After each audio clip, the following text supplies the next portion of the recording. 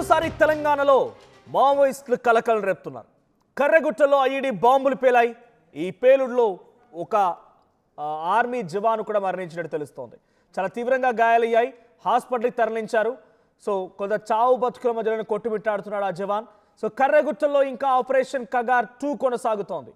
So కేంద్ర ప్రభుత్వం నిర్ణయించినటువంటి మార్చి 31 గడువుకి మరికొన్ని రోజులు మిగిలి ఉంది. కేవలం ఒక 40 రోజులు మాత్రమే మిగిలి ఉంది. 40 రోజుల్లో పూర్తి స్థాయిలో ఉన్నటువంటి మావోయిజాన్ని అంతమొందించాలి, జీరోకి తీసుకురావాలనేటువంటి నేపథ్యంలో పెద్ద ఎత్తున ఆ కూంబింగ్ ఆపరేషన్లు కొనసాగిస్తున్నారు ఎక్కడికక్కడ.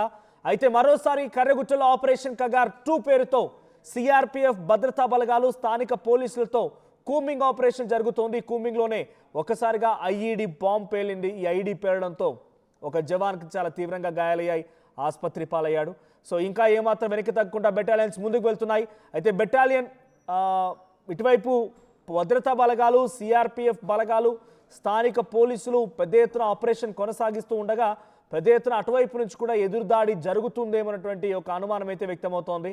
సో ఎదురుదాడి కంటే ముందు ఐఈడీ పేలడం అనంటే మావోయిస్టులు కదలికలు ఉన్నట్టుగానే మరింతగా రుజువవుతోంది. సో మావోయిస్టు పార్టీ కేంద్ర కమిటీ సభ్యుడైనటువంటి దేవ్జీ, బెటాలియన్ ఇన్ఛార్జ్ కేసా సోది కోసం బలగాలు వేటాడుతూ ఉన్నాయి. సో మార్చి చివరాఖరికల్లా పూర్తిగా అంతమొందించాలని లక్ష్యంతో ముందుకు వెళ్తూ ఉంటే దేవ్జీ, కేసా సోతి, దీంతో పాటుగా తెలంగాణకు సంబంధించినటువంటి మావోయిస్టు పార్టీ కార్యదర్శి దామోదర్ కూడా ఇంకా అటు బెటాలియన్లను కొనసాగుతున్నారు. ఆయన ఇంకా మావోయిజంలను కొనసాగుతున్నారు. అదుపులోకి తీసుకుంటారా ఆయన్ని, లేకపోతే ఆయన లొంగిపోబోతున్నారు, రకరకాల చర్చలు జరిగినా ఏ రోజు కూడా ఆయన పోలీసుల ముందు లొంగిపోవడానికి సిద్ధంగా రాలేదు. సో దేవా ఆ తర్వాత ఇప్పుడు పార్టీని లీడ్ చేస్తోంది Devji and Damodar.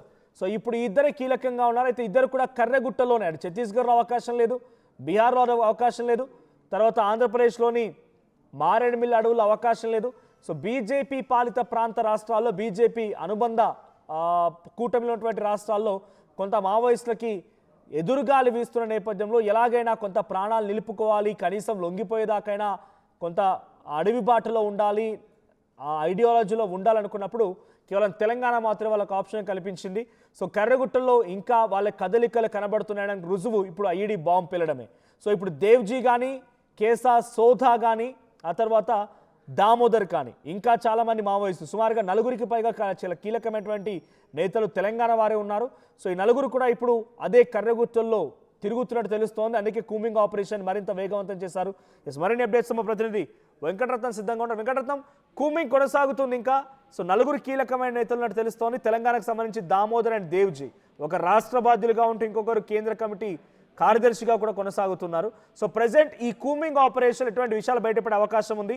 So is there any chance, ఒకవేళ కనుక వాళ్ళు లొంగిపోవాలనుకుంటే సిద్ధంగా ఉన్నారా? తెలంగాణ ప్రభుత్వంతో ఏదైనా మంత్రాలు జరుగుతున్నాయి? గతంలో మనం చెప్పుకున్నాం. సో తెలంగాణ మాత్రమే వాళ్ళకి అనువైనటువంటి ప్రాంతంగా ఎంచుకున్నారు మావోయిస్టులు. వాళ్ళకు లొంగిపోవాలన్నా, వాళ్ళు కొంత సేఫ్గా ఉండాలన్నా ఈ యొక్క ప్రాంతాన్ని సేఫ్గా ఎంచుకున్నారు. సో కర్రెగుట్టలు ఛత్తీస్గఢ్ వైపుగా ఇప్పుడు ఈ కూంబింగ్ జరుగుతోంది. సో తెలంగాణలోకి ఎంట్రీ ఇచ్చి తెలంగాణ ప్రభుత్వంతో మంతనాలు జరిపి లొంగిపోయే అవకాశం ఉందా? లేదనంటే ఈ మార్చి 31 కల్లా ఈ 3 నేతల్ని కూడా అంతమొందించేటువంటి ప్లాన్ అటు కేంద్ర బలగాలు చేస్తున్నాయి. అప్డేట్స్ ఏంటి వెంకటరత్నం? ప్రస్తుతానికి ఇక్కడ మనం గమనించవచ్చు, మీరు చెప్పినట్టు ఇక్కడ ఛత్తీస్గఢ్, మహారాష్ట్ర, అలాగే ఇక్కడ పక్కనే ఉన్నటువంటి రాష్ట్రాలు కూడా బీజేపీ పాలిత ప్రాంతాలు ఉండడంతో ఇక్కడ వారికి అక్కడ కొంత ఇబ్బందికర వాతావరణం ఉంది. ఇక్కడ కేంద్ర ప్రభుత్వానికి సంబంధించినటువంటి ఆలోచనలు కూడా పోలీసులు అంటే సెంట్రల్ బలగాలు ఇంప్లిమెంట్ చేస్తుండడంతో మార్చి 2026 వరకు కూడా పూర్తిగా మావోయిస్టులు లేకుండా చేస్తామనడానికి ఇక్కడ అక్కడి ఆయా రాష్ట్రాల ప్రభుత్వాలు కూడా కొంత సపోర్ట్ చేస్తున్నటువంటి పరిస్థితి. కానీ ఇక్కడ తెలంగాణ పరిస్థితికి వచ్చేసరికి కొంత పరిస్థితుల్లో భిన్నంగా కనిపించింది. ఎందుకంటే గతంలో మాట్లాడిన తర్వాత ఇక్కడ తెలంగాణ ప్రాంతంలో ఉన్నటువంటి సీఎం రేవంత్ రెడ్డి కావచ్చు, ఇక్కడ చర్చలు జరుపుతున్నాము, మేము వారి కోసం లొంగిపోయేటువంటి ఏర్పాటు చేస్తామని చెప్పడం వెనుక ఆంతర్యం కూడా కొంత మనం గమనించాల్సినటువంటి అవసరం ఉంటుంది. ఇక్కడ తెలంగాణ ప్రాంతమైనటువంటి ఈ ఛత్తీస్గఢ్ నుండి ఇటు కర్రెగుట్టల వైపు వచ్చేటువంటి ప్రాంతం వైపే ఇక్కడ మావోయిస్టులు ఉన్నారన్నటువంటి ఒక సమాచారం అయితే వీరికి అందుతుంది. ఇప్పటి వరకు ఇక్కడ హిడ్మా ఎన్కౌంటర్ జరిగిన తర్వాత లొంగిపోవడానికి కూడా చాలా మంది, కొంతమంది సీనియర్ మావోయిస్టులు అంటే కేంద్ర కమిటీ సభ్యులు కావచ్చు, అలాగే రాష్ట్ర కార్యదర్శులు కావచ్చు, వాళ్ళు మాత్రం సుముఖంగా లేరు. ఎందుకంటే ఇన్నేళ్లు ఉద్యమానికి ఊపిరి పోసి ఉద్యమం గురించి ఎన్నో మాటలు చెప్పినటువంటి తాము వీలైతే అమరులవుతాం తప్ప లొంగిపోయే ప్రసక్తే లేదు, ఉద్యమాన్ని నిర్వీర్యం చేయకూడదన్నటువంటి ఒక ఆలోచనతోటి ఇక్కడ ఖచ్చితంగా ఉండడంతో మరికొంతమంది కర్రెగుట్టల్లో మావోయిస్టులు తలదాక్కున్నారన్నటువంటి విషయాలు కూడా తెలుసుకున్నటువంటి పోలీసులు సిఆర్పిఎఫ్ బలగాలు అలాగే కేంద్ర పోలీసులు కూడా సెంట్రల్ ఫోర్స్ కూడా ఇక్కడ కర్రెగుట్టల వైపు మాత్రం తమ ప్రయాణం కొనసాగిస్తున్నాయి. ఇక్కడ 5,000 మంది పోలీసు బలగాలు కూడా మొత్తం ఎక్కడికక్కడ గతంలో ఉన్నటువంటి ప్రాంతాలతో పాటు ఇంకా కర్రెగుట్ట అంటే దాదాపు ఇక్కడ కొన్ని వందల ఎకరాల విస్తీర్ణంలో ఉన్నటువంటి పరిస్థితి.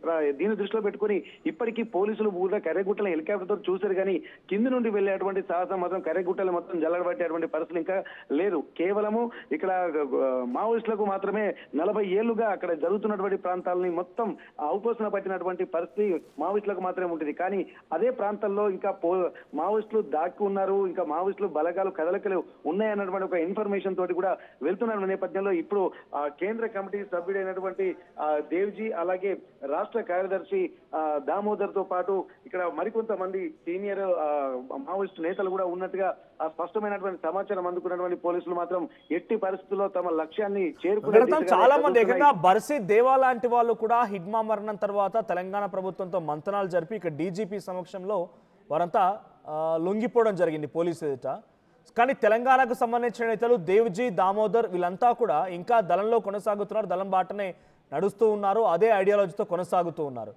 సో ఇక్కడ ఇంకొక అనుమానం, ఇంకొక సందేహం, ఇంకో రకమైనటువంటి చర్చ ఏంటంటే అసలు వాళ్ళు లేరు, ఇప్పటికే వారిని బలగాల అదుపులోకి తీసుకున్నాయి అనేటువంటి ఒక మాట. ఇంకోవైపుగా వాళ్ళు ఉన్నారు, తెలంగాణ ప్రభుత్వంతో మంతనాలు జరుపుతున్నారు, ఇప్పుడు రేపో మాపో వాళ్ళు కూడా లొంగిపోయే అవకాశం ఉంది. ఏం జరగవచ్చు ఇక్కడ? మావోయిస్ట్ పార్టీ ఎక్కడైనా స్పష్టం చేసిందా దామోదర్ కానీ దేవ్జీ గురించి దాని క్లారిటీ వస్తుందా, లేరా ఉన్నారా, దీనిపై క్లారిటీ ఏంటి?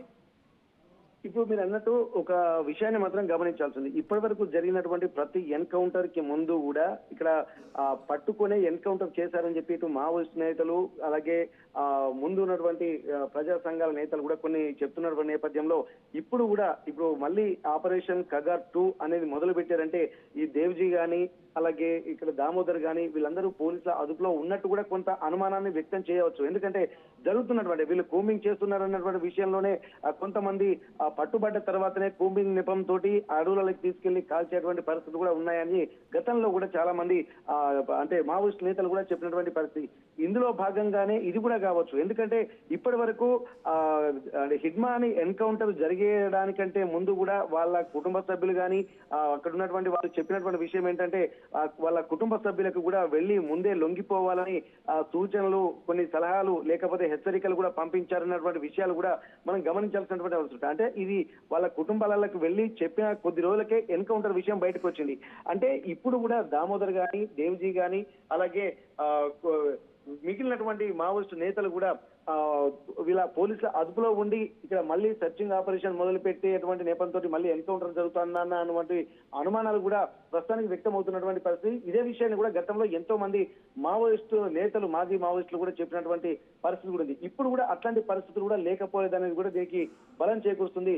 వెళ్తున్నటువంటి నేపథ్యంలో ఇక్కడ ఖచ్చితంగా ఐఈడీ బాంబులు పేలడము అనేది కూడా ఇక్కడ దారి పంట వెళ్తున్నప్పుడు సెర్చ్ చేసుకుంటూ వెళ్తా ఉంటారు. ఇక్కడ వెళ్తున్నటువంటి క్రమంలో ఒక జవాన్ కు కూడా తీవ్ర గాయాలైనటువంటి విషయం అనేది కామన్ గా జరుగుతున్నటువంటి సర్చింగ్ ఆపరేషన్ లో భాగంగా కూడా ఇక్కడ మావోయిస్టులకి ఇప్పుడు ఎదురు కాల్పులు జరిగినటువంటి విషయాన్ని మాత్రం ప్రస్తావించడం లేదు. ఇక్కడ వీళ్ళే కాల్పులు జరుపుకుంటూ వాళ్ళ కదలికలు అంటే పోలీసు బలగాలు వస్తున్నారన్నటువంటి హెచ్చరికలు పంపడం కోసం కాల్పులు జరుపుకుంటూ వెళ్తున్నారన్నటువంటి సమాచారం అయితే ప్రస్తుతానికి అందుతుంది. కర్రగుట్టలేని చిన్నగా ఒక చిన్న ప్రాంతము లేకపోతే అక్కడ తప్పించుకోవడానికి వీలు ఉండదు అనే రకంగా ఏమి ఉండదు. 3 రాష్ట్రాల్లో విస్తరించింది, మహారాష్ట్ర, ఛత్తీస్గఢ్ అండ్ ఆంధ్రప్రదేశ్. అటువైపు కొంత ఆంధ్రప్రదేశ్కు టచ్ అవుతుంది. 3-4 రాష్ట్రాల్లో విస్తరించిన ఈ కర్రగుట్టల్లో ఇప్పుడు ఎక్కడైతే కూంబింగ్ జరుగుతుందో, ఛత్తీస్గఢ్ పోలీసు సహాయంతో కూంబింగ్ జరుగుతుందో, అటువైపు నుంచి తెలంగాణలోకి ఎంట్రీ ఇవ్వడానికి కూడా మావోయిస్టులకు అవకాశం ఉంటుంది.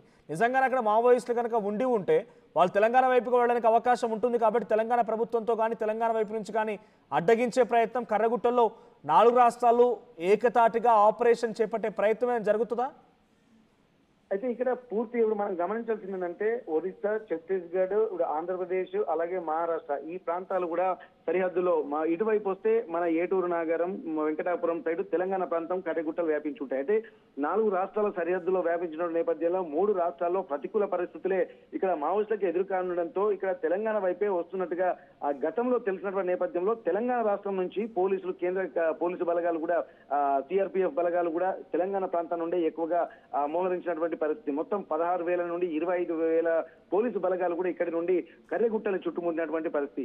ఈ నేపథ్యంలో ఇక్కడ తెలంగాణ ప్రాంతంతో పాటు, ఎందుకంటే ఎక్కువగా తెలంగాణ రాష్ట్రానికి సంబంధించినటువంటి మావోయిస్టులే గతంలో ఎక్కువగా కేంద్ర రాష్ట్ర బాధ్యతలు చేపట్టుకుంటూ మావోయిస్టు ఉద్యమానికి ఊపిరి పోసినటువంటి పరిస్థితులు కూడా మనం చూసాం. కాబట్టి తెలంగాణ రాష్ట్ర ప్రభుత్వంతో చర్చల కోసం, ఇక్కడ కేంద్రంతో చర్చల కోసం ఇక్కడ కేంద్ర ప్రభుత్వం సుముఖంగా లేదు. ఎట్టి పరిస్థితుల్లో ఏరివేయాలన్నటువంటి విషయాన్ని స్పష్టం చేస్తూ కేంద్ర ప్రభుత్వం మాత్రం అదే లక్ష్యంతో ముందుకు సాగుతుంది. కానీ ఇక్కడ తెలంగాణ రాష్ట్రం వైపు వస్తే మాత్రం ఇక్కడ తెలంగాణ రాష్ట్ర ప్రభుత్వంతో కొంత సానుకూల వాతావరణం ఏర్పరచుకొని ఇక్కడ ఆయుధాలతో లొంగిపోవడమా, లేకపోతే చర్చలు జరిగితే ఒక కొలిక్కి వస్తుందన్నటువంటి ఒక ఆశాభావాన్ని మాత్రం ఇక్కడ మావోయిస్టు పార్టీలు చేస్తున్నటువంటి పరిస్థితి. అందులో భాగంగా గతంలో లేఖలు కూడా విడుదల చేశారు.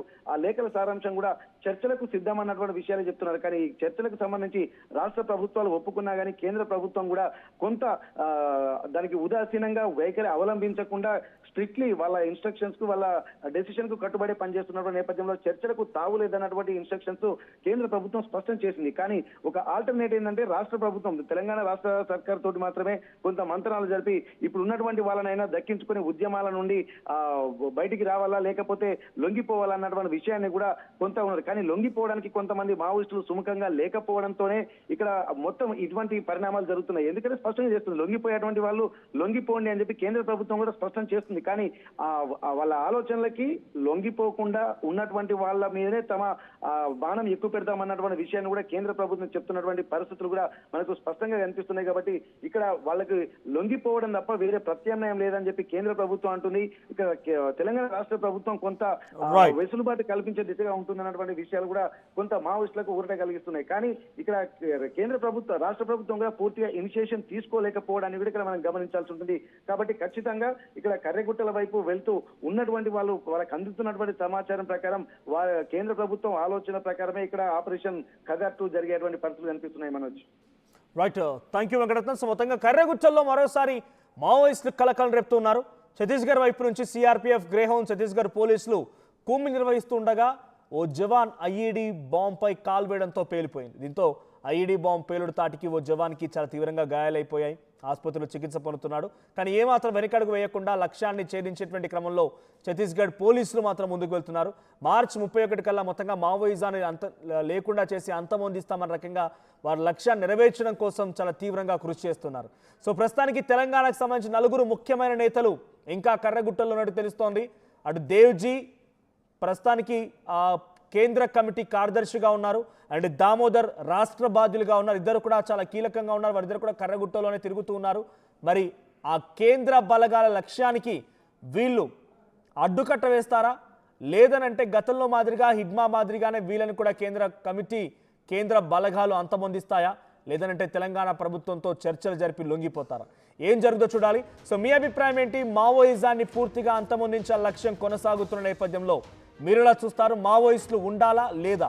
మీరెవరికి సపోర్ట్ చేస్తారు? మీ అభిప్రాయం ఏంటి? కామెంట్ చేయండి.